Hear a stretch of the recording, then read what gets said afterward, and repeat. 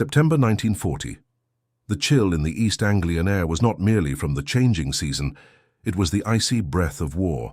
Every twilight brought with it a creeping dread, a symphony of distant engines that crescendoed into the night, signaling the arrival of the Luftwaffe.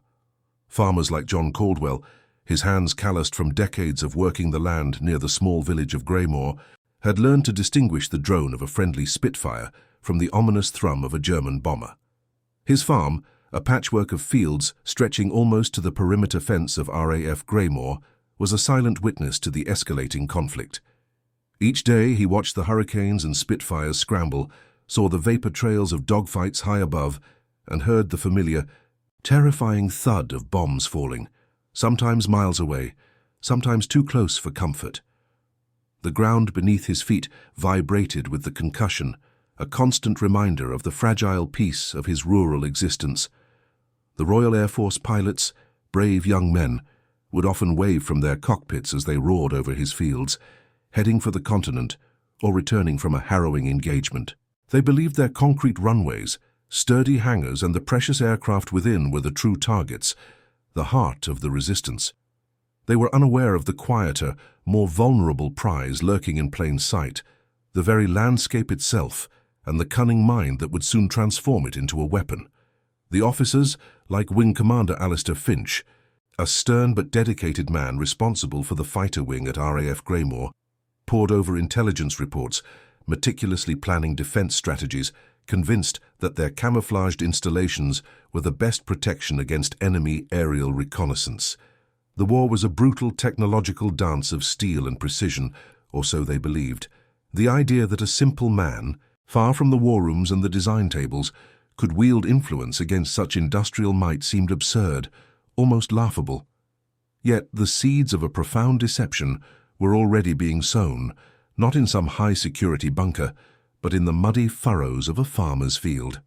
The air above Greymoor, so often filled with the metallic shriek of combat, also carried the more mundane scents of ploughed earth and wood smoke from Caldwell's chimney. These were the smells of home, of a life he was determined to protect, even as the world around him fractured into chaos. He would walk his fields at dusk, his gaze sweeping the horizon, not just for the weather but for the telltale glint of an intruder's wing. He observed the patterns of the enemy, the flight paths, the photographic sweeps. He noted how the nearby RAF base, despite its vital role, presented a relatively small, concentrated target. A few well-placed bomb runs could cripple it for days, perhaps weeks. The thought gnawed at him, a constant low-level anxiety that overshadowed even the demands of his farm. He had seen the devastating effect of even a single bomb, the crater it left, the way it tore the land apart. And he knew, with a certainty born of intimate familiarity with the terrain, that the Germans, despite their vaunted intelligence, often missed the true scale of the British defences. Their aerial photographs, clear as they might be, were still just snapshots open to interpretation and misinterpretation. Before we dive into this story, drop a quick hi in the comments and tell me where you're watching from. It really helps support the channel. This is the story of how a single farmer, armed with ingenuity and scrap materials, transformed the very landscape of deception warfare, turning empty fields into a strategic masterpiece that saved lives and resources, fundamentally altering the calculus of an entire enemy air campaign through the sheer audacity of a meticulously crafted lie. The relentless bombing raids of the late summer and early autumn of 1940 pressed heavily on every soul in Britain. John Caldwell, stoic and reserved, felt the weight more acutely than most. His farm bordered the vital RAF Greymoor, a frontline fighter base whose presence was both a shield and a magnet for enemy aggression. Every time the air raid sirens wailed, a cold knot formed in his stomach. He would watch from his farmhouse window, the distant flashes illuminating the horizon, the ground trembling. He saw the British fighters, often outnumbered, rise to meet the onslaught, a desperate ballet of survival in the twilight. He also saw, with a farmer's keen eye for the land, how surprisingly similar his own expansive, flat fields looked from high above to the meticulously manicured runways of the airbase. One evening, after a particularly heavy raid that had miraculously spared RAF Greymoor but had devastated a nearby village, John sat by his wireless, listening to the BBC. The news spoke of German efficiency, of their vast industrial output, of the overwhelming power of the Luftwaffe. But John, a man of quiet observation, knew there was another side to the coin: human error. He had seen the craters left by German bombs, often surprisingly off-target, missing their intended structures by hundreds of yards. He'd seen them target empty spaces, seemingly innocuous features of the landscape. And he'd noticed something else crucial. The German reconnaissance planes, while thorough, often flew at such altitudes that minute details blurred. They relied on patterns, on known structures, on the obvious. A bold idea, audacious in its simplicity, began to form in John's mind. If the enemy was so focused on finding airfields, on striking strategic targets, what if he could offer them one? Not a real one, but a ghost, a phantom that would draw their fire, absorbing bombs that would otherwise fall on genuine installations, on homes, on lives. He knew his fields intimately, their undulations, the lines of trees, the way the light fell across them at different times of day. He understood how a shadow could be mistaken for a ditch, how a freshly ploughed field could look like disturbed earth. His mind, usually occupied with crop rotations and livestock, began to visualize an entirely different kind of harvest. His first attempts were crude, born of desperation and the scarce materials available. He began by dragging old tarpaulins across a remote corner of his largest field, arranging them to mimic the shape of a spitfire. He painted rudimentary lines on the ground with whitewash, imagining them as runways. It felt almost foolish, a child's game played against a backdrop of global war. His neighbor, Mary Davies, a widow who often helped with lighter farm duties, noticed his unusual activities. "What in heaven's name are you doing, John?" she'd asked one afternoon. Watching him painstakingly position a stack of old tires to simulate a grounded aircraft, he merely grunted, "Just tidying up, Mary, making sure things look right." He couldn't articulate the enormity of his plan, not yet. The idea was too fragile, too outlandish. Wing Commander Finch, while a diligent officer, had little time for eccentric farmers. He was bogged down in the endless logistical challenges of keeping his squadron operational, of rotating weary pilots, of constantly scanning for intelligence. He dismissed a brief, mumbled suggestion from one of his junior officers about some farmer with an odd idea for camouflaging his fields. As well-intentioned but ultimately impractical. The war, Finch believed, was fought with hurricanes and radar, not hay bales and tarpaulins. This sentiment echoed through much of the established military hierarchy. Deception was the purview of specialized intelligence branches, men in bowler hats poring over maps, not men in muddy boots. Yet word, even if garbled, has a way of traveling. Eventually, the whispered account of Caldwell's folly reached the ears of Major Arthur Hastings, a quiet, scholarly man who operated out of a nondescript office in London. Hastings was part of Section A, a highly secretive department within British intelligence dedicated to deception warfare. His job was to conceive and execute illusions, to make the enemy see what wasn't there or miss what was. He'd heard of similar, smaller-scale attempts, mostly failures, but there was something in the persistence of this farmer, the sheer audacity of his vision, that piqued his interest. Hastings understood the psychology of misdirection better than most. He knew that the most convincing lies were built upon a grain of truth, and that the enemy, when under pressure, would often see what they expected to see. A visit to East Anglia was arranged. Hastings, usually confined to his London office, decided to investigate this farmer's peculiar venture, a decision that would prove to be one of the most significant of the war. Major Arthur Hastings, arriving unannounced at John Caldwell's farm, cut a distinctly out-of-place figure. His crisp uniform and intellectual air contrasted sharply with John's earthy practicality. Yet, Hastings possessed an open mind, a rare commodity in the rigid military structure. John, initially wary of the official intrusion, found himself speaking with an unusual passion as he laid out his ideas. He spread his rough sketches on an old wooden table, pointing to the aerial photographs Hastings had brought, illustrating how the natural features of his land could be manipulated. He spoke of the illusion of perspective, the psychological shortcuts the human eye took, especially when strained by the high-speed passes of reconnaissance aircraft. Hastings listened intently, occasionally interjecting with precise, technical questions about sightlines, shadow play, and the enemy's photographic resolution. He was impressed not just by John's ingenuity, but by his intuitive understanding of deception. The farmer wasn't just trying to hide something, he was trying to create something, a convincing mirage. The Major, a man steeped in the theory of strategic misdirection, recognized a natural talent. "We call these Q sites, Mr. Caldwell," Hastings explained, "short for queen or quarry, a decoy. We have some rudimentary attempts elsewhere, but nothing quite on the scale you're suggesting, nor with this level of detail." With Hastings' backing, Q-Site Caldwell was officially sanctioned, albeit with minimal resources. The sheer scarcity of materials in wartime Britain meant that John's resourcefulness would be tested to its limits. The construction of the Phantom Airfield began in earnest, a secret project carried out under the watchful eye of the vast East Anglian sky.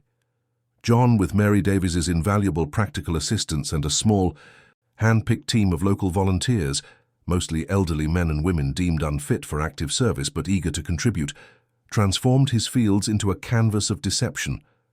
They worked mostly under the cloak of night or during periods of heavy cloud cover, their movements disguised as routine farm tasks. The materials were an eclectic collection of salvaged waste, discarded wood, old canvas, tarpaulins from bombed-out buildings, even straw bales and chicken wire. To create the illusion of parked aircraft, they constructed wooden frames, roughly shaped like the iconic Spitfires and Hurricanes, then stretched canvas or burlap over them. These were painted with standard RAF camouflage patterns, meticulously applied by Mary, who had an unexpected flair for mimicry. From a distance, especially from several thousand feet, the crude structures perfectly mimicked real aircraft. They even attached small weighted wheels to the bases, allowing the aircraft to be repositioned, simulating the daily movements of an active airfield. Runways were etched into the earth, not with concrete but with meticulously ploughed lines kept free of weeds. These were then dusted with lime or chalk to create the impression of freshly laid tarmac. Taxiways were simulated with darker soil, carefully compacted. For hangars and maintenance sheds, they erected temporary structures using old corrugated iron and wooden planks, strategically positioned to cast convincing shadows. Inside these, they'd sometimes place old farm machinery or even straw bales to give them a sense of bulk and utility. One of the most ingenious elements was the puff box system. Small oil drums, fitted with heating elements and pipes, were designed to emit controlled bursts of black smoke, simulating the exhaust plumes of aircraft engines starting up or being taxied. These were hidden discreetly around the decoy aircraft and could be activated remotely. The illusion was further enhanced by scattered piles of old tires and metal drums, painted to look like fuel dumps or equipment stores. Old, broken-down tractors and lorries, painted a dull grey, were positioned to appear as service vehicles. Wing Commander Finch, still primarily focused on his real RAF base, received periodic reports from Hastings about the progress of Q-Site Caldwell. He arranged a reconnaissance flight over the site in an unarmed trainer aircraft. As he soared above, looking down at the patchwork of fields, a slow, grudging admiration began to replace his skepticism. Below, meticulously placed, was an almost perfectly convincing replica of a small, active fighter airfield. The runways, the dispersed aircraft, the hangars, it was all there, a silent, deadly invitation. Finch realized then the profound potential of John Caldwell's extraordinary creation. The game, he understood, was no longer just about defending real targets. It was about presenting the enemy with a more tempting, yet utterly false one. Across the North Sea, in a heavily fortified Luftwaffe photographic interpretation center, Hauptmann Erich Kroll pored over a fresh batch of aerial reconnaissance photographs. A skilled and ambitious pilot, Kroll had flown numerous missions over southern England, his camera capturing every detail of British defences. His current assignment was to identify potential new RAF airfields, bases that might have sprung up or expanded in response to the relentless German pressure. He meticulously scanned the black and white images, magnifying key areas, cross-referencing against existing maps and intelligence reports. Then he saw it. A series of exposures taken over the East Anglian countryside, previously noted only for its scattered farms and minor roads, revealed something new. Distinct parallel lines, unmistakably runways, had appeared in what was previously open farmland. Around these runways, fuzzy but discernible shapes indicated what appeared to be dispersed aircraft, approximately 15 to 20 fighters, given their size and configuration. Several rudimentary structures resembling hangars or administrative buildings were also visible, along with what looked like vehicle tracks. Kroll felt a surge of professional satisfaction. "Here, Major Schmidt," he called out to his superior, tapping the image.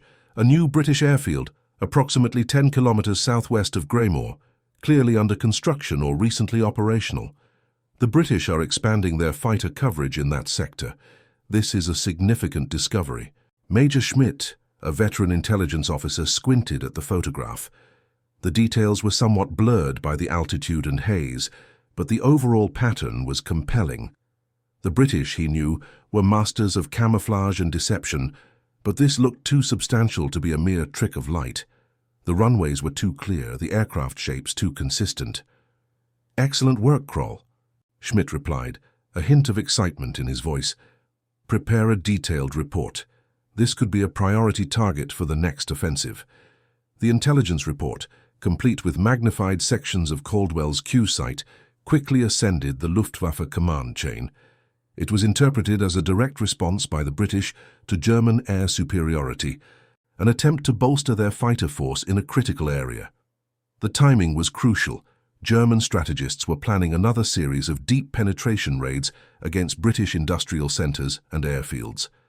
A newly established fighter base presented both a threat and an opportunity for a preemptive strike. Kroll, brimming with confidence in his findings, helped prepare the briefing materials for the bomber squadrons. He highlighted the Q site as a prime target, stressing its strategic importance. "This new base," he explained to the assembled pilots, "if allowed to become fully operational, will significantly impede our operations over the Channel. We must neutralize it swiftly and decisively." Back in England, the increased German reconnaissance activity over East Anglia had not gone unnoticed. Wing Commander Finch at RAF Graymore noted the frequency of high-altitude passes, always along similar flight paths.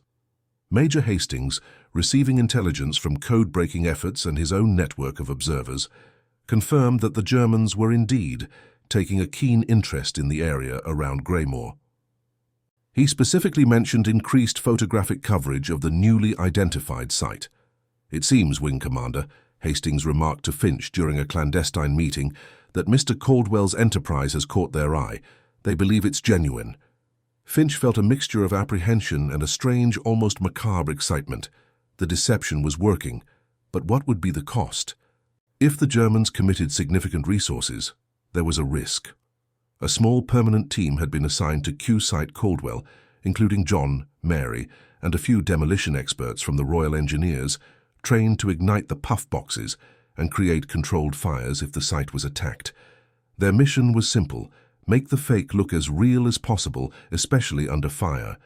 The stakes were impossibly high. Failure would not only mean wasted effort, but could also expose the true RAF airfields to devastating attack. But success, a massive diversion of enemy ordnance, could be a turning point, a silent victory won not with bullets, but with canvas and ingenuity. The game of cat and mouse was accelerating, and the decoy was now very much in play, a silent invitation to a phantom battle. The tension in the air around Graymore grew palpable as October's days shortened and the weather turned crisper. Intelligence reports, fragmented and cryptic, filtered through to Major Hastings. A significant German raid was being planned for the East Anglian sector, its primary target believed to be a newly identified British fighter base. The target coordinate, though never explicitly stated, was strongly implied to be Q-Site Caldwell. John Caldwell felt a knot tighten in his stomach. He would spend hours in his fields, walking among his plywood Spitfires, checking the disguised puff boxes, ensuring the painted runways were still crisp. He knew every blade of grass, every hidden ditch, and now, every inch of the illusion he had painstakingly crafted. His small team, including Mary Davies, and two quiet Royal Engineers named Sergeant Miller and Corporal Jenkins, were on constant alert. Their task was critical: When the attack came, they had to react instantly, transforming the silent, empty landscape into a scene of simulated chaos. They had prepared for weeks, rehearsing the precise timing for igniting the oil drums and straw bales, for activating the concealed sound systems that would broadcast the crackle of distant gunfire and the shouts of ground crew. Their lives would depend on their ability to create the illusion of a burning, damaged airfield, not too quickly to make it unbelievable, and not too slowly to miss the enemy's observation passes. At RAF Graymore, Wing Commander Finch was wrestling with a different kind of anxiety. He had received orders to put his entire base on blackout, with all non-essential personnel sent to underground shelters. His real fighters would remain dispersed and heavily camouflaged, ready to scramble if the raid deviated, but primarily they were to be silent witnesses. It was an unnerving waiting game, the fate of his base resting on the success of a farmer's trick. "It feels unnatural," Finch confided to his operations officer, "to simply sit and wait, hoping they bomb someone else." The operations officer, a young man named Flight Lieutenant Davies, nodded grimly. "But sir, if it works, it could save countless lives and aircraft. It's a gamble, but one worth taking." Meanwhile, across the channel, Hauptmann Erich Kroll was delivering his final briefing to the bomber crews at a Luftwaffe base in northern France. The target was designated Jagdfliegerhorst Graymore Süd, the fighter airfield Graymore South. Kroll projected the magnified reconnaissance photographs onto a screen, highlighting the runways, the hangars, the dispersed aircraft. "This is a new and vital British asset," he stated, his voice resonating with professional authority. "Our intelligence indicates it is approaching full operational capability. We must hit it hard and hit it fast tonight before they can launch a significant number of fighters from it. The initial wave, led by my reconnaissance aircraft, will drop flares to illuminate the target. Then you, gentlemen, will deliver a devastating blow." The mood in the German briefing room was one of grim determination, mixed with the usual pre-mission banter. The bomber crews, flying Heinkel H-111s and Dornier Doe 17s, were seasoned veterans of the Blitz. They trusted Kroll's reconnaissance. His eye for detail was legendary. They strapped into their heavy bombers, engines roaring to life, the collective thrum vibrating through the concrete of the airfield. They would fly in staggered formations, a formidable armada intent on delivering destruction. The weather, however, had its own plans. A thick blanket of fog rolled in from the North Sea, delaying the takeoff by several hours. The tension stretched thin on both sides. In his farmhouse, John Caldwell listened to the radio reports, the frustration mixing with the fear. Any delay meant more time for reconnaissance, more chances for the deception to be uncovered. But then, as abruptly as it had arrived, the fog began to lift, slowly revealing a sky pregnant with stars and a faint silver moon. The stage was set, the bait was laid, and the hunters were coming. The drone began subtly, a distant, almost imperceptible hum on the edge of hearing, growing steadily into a deep, guttural roar that vibrated through the very ground. John Caldwell, huddled with Mary, Sergeant Miller, and Corporal Jenkins in a reinforced dugout strategically placed to observe the entire Q site, felt the tremor in his bones. The air raid siren at Graymore, normally a piercing shriek, was silent tonight, a deliberate act of deception. But the wail from the distant village of Graymore itself confirmed their fears. The German armada was overhead.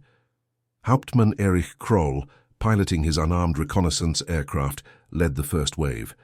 His navigator, peering through the bomb site, identified the familiar landmarks from their photos. "Target directly ahead, Hauptmann. Lights are on," he yelled over the intercom.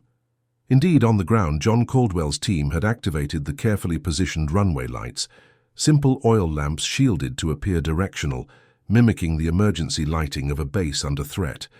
These were the last beacons for the approaching bombers, a fatal lure. Then came the flares.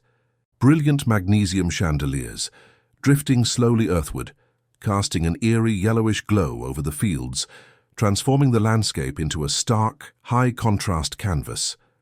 In their sudden, harsh light, the plywood Spitfires cast long, convincing shadows, the painted runways gleamed, and the hangars stood out starkly. Below, John squeezed Mary's hand. "Now," he whispered, his voice barely audible above the rising engine noise. Sergeant Miller, his face grim, pressed a series of switches. From various points across the Q site, small charges detonated, sending plumes of black smoke and controlled bursts of flame into the night sky. The puff boxes billowed thick, acrid smoke, mimicking aircraft engines on fire. At the same time, Corporal Jenkins activated the concealed loudspeakers, broadcasting pre-recorded sounds of distant anti-aircraft fire, the screams of ground crew and the chaotic din of a base under attack. It was a symphony of deception, orchestrated for maximum psychological impact. High above, the bomber crews saw it all: the illumination flares, the clear outline of the airfield, the lights, and now, the explosions and fires. "Direct hits!" shouted a bombardier in a Heinkel He-111. "The British are burning!" The first sticks of bombs began to fall, whistling through the air with a terrifying shriek. They struck the center of John's largest field, tearing massive craters in the earth, showering the dugout with dirt and debris. The ground bucked and roared. John felt the concussions deep in his chest, a physical blow with each explosion. Mary cried out, clutching him. Wave after wave of bombers descended, a relentless, terrifying procession. Each German pilot, confident in Kroll's precise reconnaissance, aimed for what they believed were vital targets. The runways were the hangars, the dispersed aircraft. Tons of high-explosive bombs rained down, turning John Caldwell's meticulously crafted illusion into a scarred wasteland of shattered wood, twisted metal, and deep, smoking craters. The fires set by Miller and Jenkins blazed fiercely, sending thick columns of smoke hundreds of feet into the air, visible for miles. From the German perspective, it was a colossal success, a devastating strike against a critical British asset. They dropped their entire payloads, emptying their bomb bays over the Decoy site, convinced they were crippling the RAF. At the real RAF Greymoor, just a few miles away, Wing Commander Finch stood in his underground command bunker, listening to the distant, earth-shattering symphony. The base was in complete blackout, a silent ghost in the night. The only sounds were the crackle of radio reports and the low murmurs of his officers. He could feel the vibrations even there, deep underground. Each thud was a hammer blow against the deception, yet also a testament to its effectiveness. Not a single bomb fell on the real runways, the actual hangars, or the precious Spitfires and Hurricanes tucked away in their camouflaged dispersal pens. For nearly an hour, the bombardment continued, a testament to the sheer scale of the enemy's commitment to destroying what wasn't there. Then, as abruptly as it had begun, the bombing ceased. The roar of engines faded, heading back across the channel. An eerie silence descended, broken only by the distant crackle of burning straw and wood. As dawn broke, a pale, hesitant light crept over the East Anglian landscape, revealing a scene of utter devastation. John Caldwell emerged from the dugout, his face smudged with dirt and streaked with sweat, his ears ringing from the cacophony of the night. His fields, once a tapestry of green and brown, were now a lunar landscape of craters, some as wide as cottages, others overlapping to form vast chasms. The plywood Spitfires were splintered kindling, the canvas hangars reduced to charred rags and twisted corrugated iron. Smoke curled lazily from dozens of smouldering fires, and the acrid smell of cordite hung heavy in the damp morning air. Yet, amidst the destruction, there was a profound sense of triumph. Not a single bomb had fallen on his farmhouse, nor on the real RAF Greymoor just a few miles away. The 200-plus enemy planes, the vast quantity of bombs, the precious fuel, the hours of flight time, all wasted on an empty field. John walked slowly, surveying his handiwork, his heart swelling with a mix of exhaustion and a quiet, fierce pride. His sacrifice was just acres of earth, his precious crops now tilled into dust by enemy ordnance. Hours later, Wing Commander Finch and Major Hastings arrived at the Q site. They stood on the edge of the cratered landscape, speechless. Finch, usually composed, could only shake his head in disbelief. "My God, Caldwell," he breathed. "They bought it entirely, every last one of them." Hastings, the strategist, saw not just the physical damage, but the profound psychological blow inflicted upon the enemy. He dispatched reconnaissance aircraft immediately, not just to photograph the devastated Q site, but also to confirm the untouched state of RAF Greymoor. The contrast in the subsequent intelligence photos was stark. One set showed John's fields, pockmarked with hundreds of bomb craters, plumes of smoke still rising. The other showed RAF Greymoor, its runways pristine, its hangars intact, its aircraft safely dispersed. The deception was a resounding success. Across the Channel, Hauptmann Kroll presented his after-action report to his superiors. His face was flushed with success.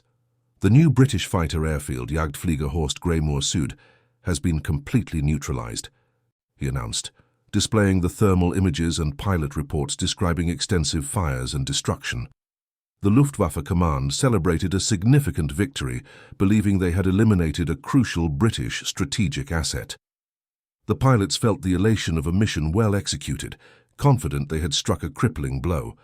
But Kroll's satisfaction and the Luftwaffe's triumph was built on a lie so expertly crafted that it fooled the most sophisticated aerial reconnaissance and the most experienced bomber crews.